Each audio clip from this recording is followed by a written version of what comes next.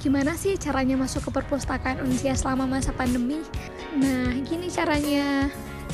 Kamu tinggal buka link ini aja, pilih waktu pagi atau siang, isi formulir dan tiketnya bakal keluar. Sampai di perpustakaan, langsung scan aplikasi Peduli Lindungi dan kasih KTM kamu. Di lantai 1, kamu bakal temuin workspace dan ruang lesehan, tempat administrasi atau ruang referensi buku untuk kamu yang lagi cari jurnal. Kalau kamu mau nyari buku, langsung aja ke lantai 2. Ada ruang baca juga loh untuk laki-laki dan perempuan. Ada musola, ruang baca pasca sarjana. Kamu bisa baca sepuasnya atau diskusi di ruang itu.